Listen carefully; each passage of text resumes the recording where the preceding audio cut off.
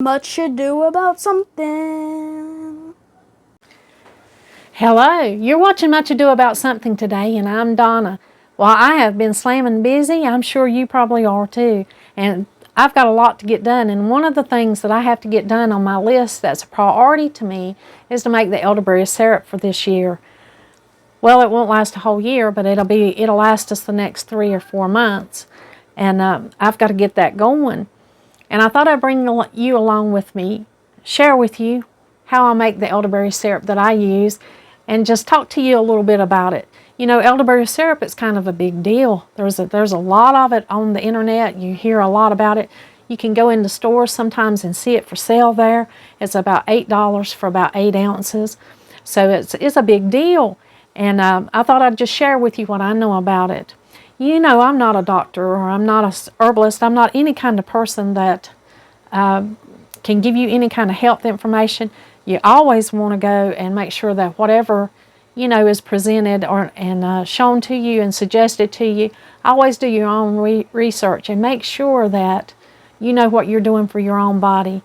Talk to a healthcare professional. Make sure that they know what's going on with you. Now, me having said that, I will tell you that it's nothing new. Elderberry syrup's been around for thousands of years. The ancient Egyptians used it. Natives used it. I mean, there are countless years of experience with this particular berry. It's not new. It's an awesome thing. Now, many of them used it for different things. Many people use the elderberry for different things. It's good for inflammation. It's good for swelling, urination, gas. It's an expectorant. You know, it can cause a little bit of coughing. Blood sugars. It lowers your blood sugar and lowers uric acids. And it's an antiviral. And that's the one thing that is most important to me. That's the reason I go ahead and make this elderberry syrup, is because it's getting to be flu season and colds, and it's that time of the year where wherever you go, you have to be careful. Now, you can take elderberry syrup as an antiviral. You can take it on a regular basis just to strengthen your immune system. It's an immune system stimulant, and that's excellent to take every day in the morning. You can take about a teaspoon or maybe up to a tablespoon in the morning, and it'll help increase your immune system. These are small little berries, but they have a big impact. Now, you don't see people eating raw elderberries, and there's a reason for that. They have cyanide in them. When you see raw berries growing on the tree, nobody just pops those in their mouth and eats them. They're not to be ate like that. You've got to process them before you can use them to get rid of that cyanide. They have anthocyanins in them, and those things are great phytonutrients that your body can use, and they're wonderful. But you have to process them to be able to get to them. And one of the starts of processing is actually drying. When you dry the berries, that reduces the cyanide. The anthocyanins are the good parts of that, and drying it, it'll keep the anthocyanins, and then it will also get, you know, the cyanide. When we start processing it, it will get rid of the cyanide, and it will make you able to ingest this with only good benefits and not bad benefits. Now, when you process it in boiling water, it increases the anthocyanins. That's why it's such a good berry for your immune system that you can make a syrup out of. And it's as effective as 2 of the well-known medicines for influenza.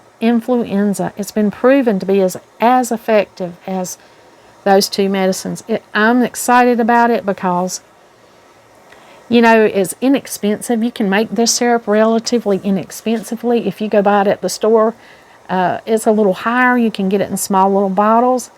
If I run across it in the next few videos, I will try and show y'all how much that is for just a little small bottle in our area. But if you have the ingredients on hand to make this syrup, it's really cost effective, and the immune benefits of it are wonderful. Not only that, but they are high in vitamin C. You can get almost a whole day's worth of vitamin C from a tablespoon of elderberry syrup. You can get like 87% of your vitamin C nutrients from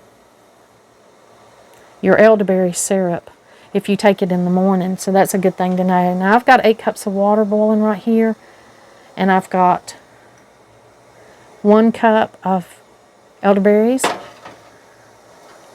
I'm making a double batch, so this 8 cups, I'm going to have to put 2 cups of elderberries in this 8 cups of boiling water.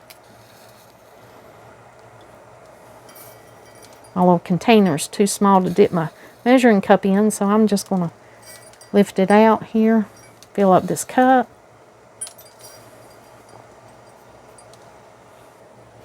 And this is my 2nd cup of berries. I'm just going to put them in here. So it's 1 cup of dried berries to every 4 cups of water here. And you can see it's already turned out a beautiful, beautiful color. If you use fresh berries, which you can use fresh berries to make your elderberry syrup, you would need twice as many fresh berries as you do dried berries, because the fresh berries would be full of water, and the dried berries, their moisture's already been evaporated out. So if you were going to process fresh berries, that would be perfectly okay. You would just need 4 cups of fresh berries to 8 cups of water. And I've got 2 cups of dried berries to 8 cups of boiling water here. Now I've turned down the heat on this. I'm just going to simmer this. And there's a few things that we're going to add to this. I've got cinnamon here.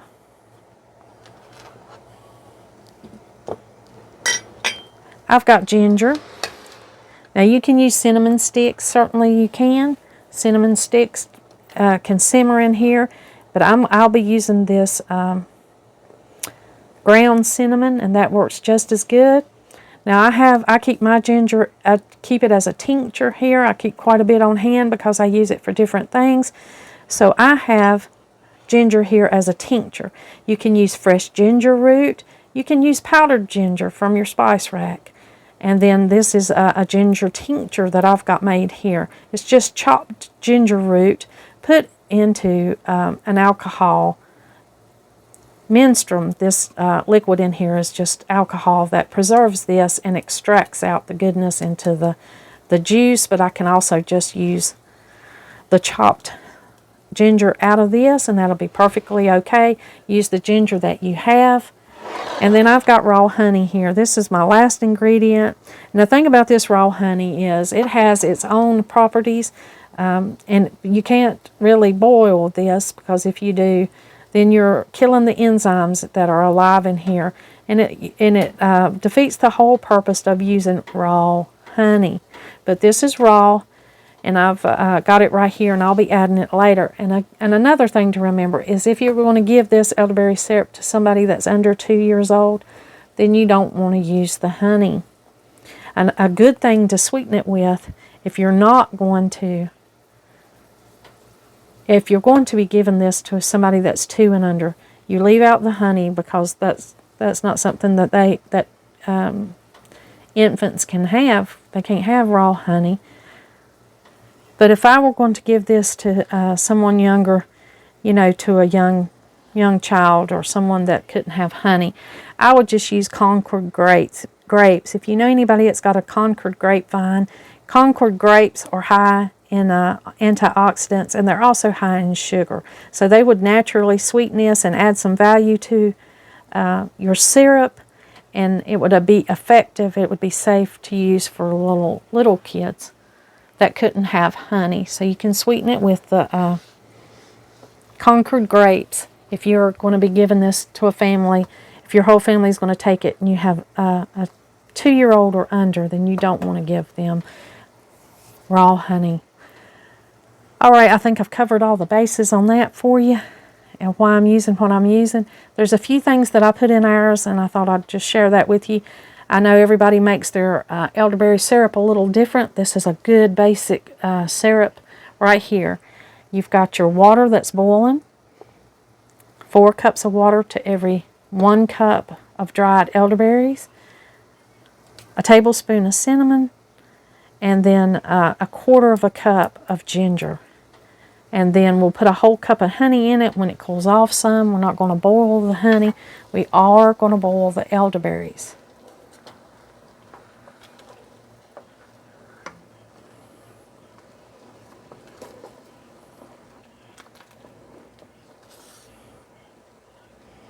We've got it steaming here. I'm going to go ahead and add the cinnamon. A lot of people like to add cinnamon sticks because they're easier to strain out. They're not as messy, and they don't cloud your syrup. Cinnamon, ground cinnamon sometimes will cloud your syrup, but its effectiveness is still there. And that's what I'm after today. This is what I have, so this is what I'm using. I like to share with people that you can use different things, that it don't have to be the exact this or exact that to get the same properties out of it. We are more likely to have ground cinnamon on hand than we are cinnamon sticks. Plus, cinnamon sticks are more expensive, and ground cinnamon is not as expensive. It's more budget friendly, so you choose whatever you'd like. Also, ground ginger. We cannot always find ground ginger here, so then in that case you would want to use chopped ginger, or the ginger powder is fine. Now we'll be straining all this stuff out after it's simmered for about 45 minutes to an hour. We'll be straining all of these other ingredients out of our elderberry syrup. Now I'm going to go ahead and add the ginger. And ginger has wonderful medicinal properties of its own. It's an excellent addition.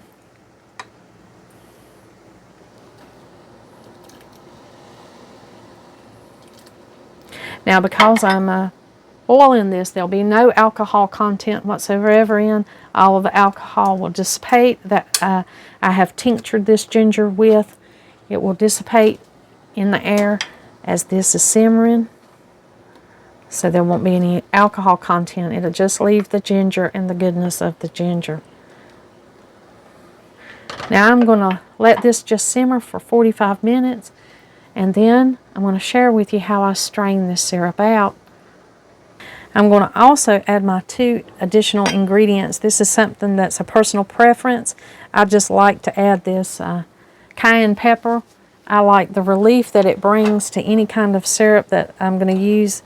Like I'm going to use this elderberry syrup, so I'm going to add this cayenne pepper. I'm going to chop it up in small pieces and simmer it right along with the elderberries. And then I have cloves. I'm going to get out a couple of cloves.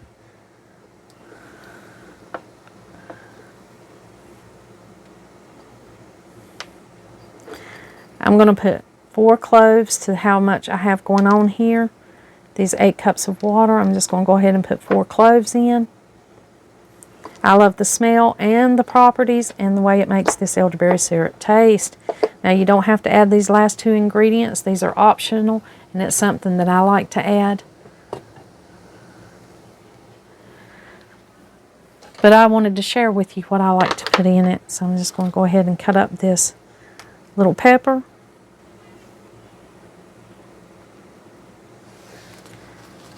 And I'll just go ahead and simmer it right along with the elderberries, the cinnamon, and the ginger. And I won't add the honey until later, until it cools down some.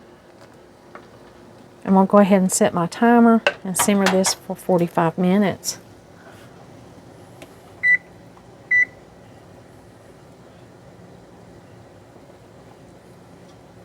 There we go. Now we will come back to this in no time. Now I've got my first batch right here that I've already made up and let cool off, and I'm going to go ahead and strain this, just show you how I strain it and how I store it. You don't have to have any kind of fancy setup. I've got this container that I use to strain a lot of things that I make, and I've got this wire strainer here. The mesh in this is not quite the thinness that I would like it, so I'm just going to go ahead and use coffee filters down here in the bottom.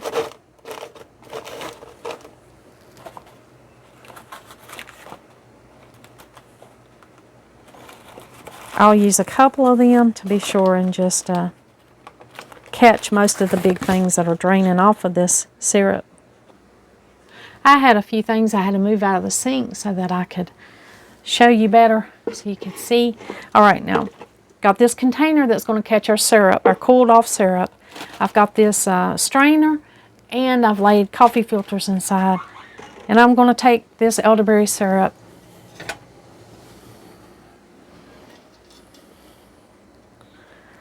and I'm just going to pour it right through here.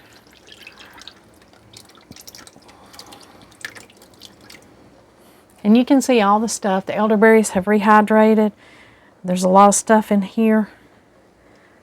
I'm going to let that drip out of there.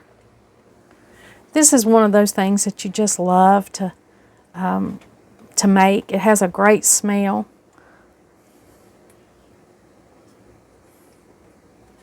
It's going to drip through here a little slowly.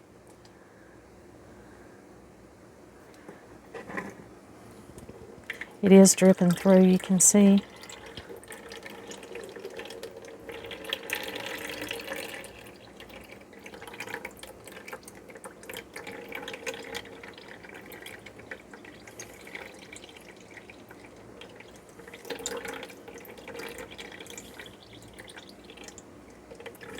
Takes a few minutes to get this done, but it's a very necessary step. And just keep pouring it in and letting it strain through until you get it good and strained. And I'm just going to pour all of this in because I'll be squeezing this through here and making sure I get all of the juice out of these berries. We want to get all the good stuff out of them.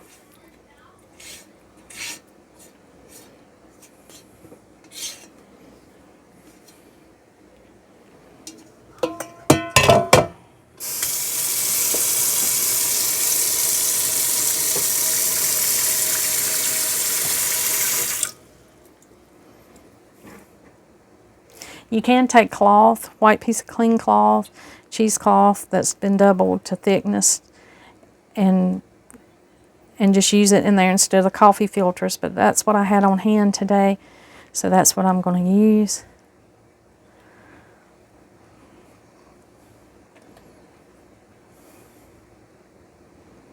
I'm just going to press it through. You're not making jelly, so it doesn't matter how clear it is.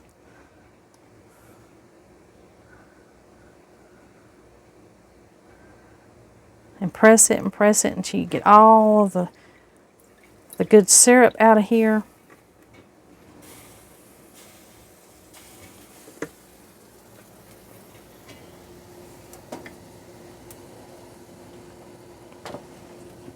Got to stir this other syrup I've got going on over here. It's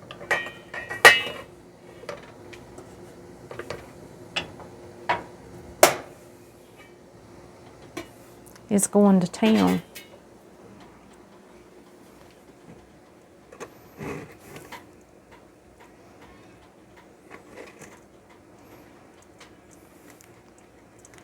This is the most time-consuming part of this.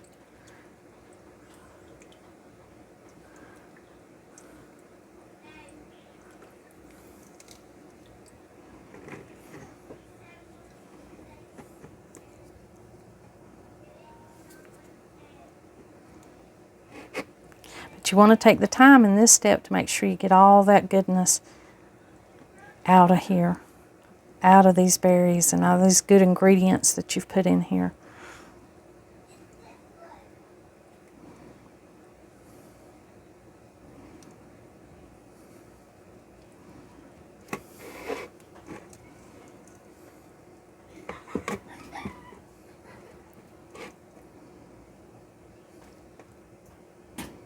Now this is sometimes where I do things, little tricks to speed this along that you wouldn't normally do. I usually just try to speed it along so that I can show you for the sake of this video. But I'm just going to show you the process today.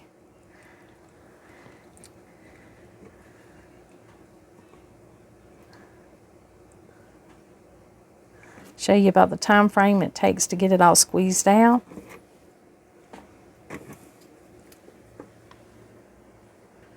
Now that you get all of the good stuff, all of the liquid, the syrup off of your berries and all your ingredients that you've got here in your strainer, when you've got as much of that out as you can possibly get out and you have it in your container, now it's time to store this.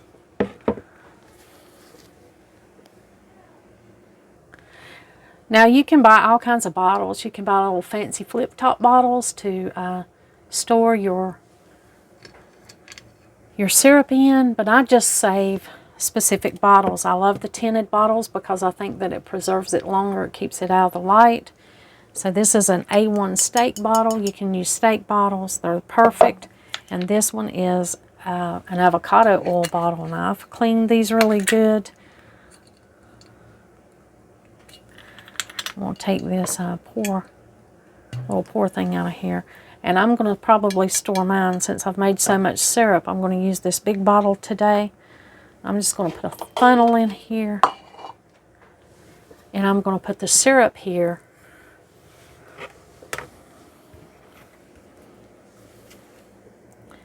In this avocado bottle. Avocado oil bottle. Now this is not all of the syrup that I've made, because you know I have this pot over here making that I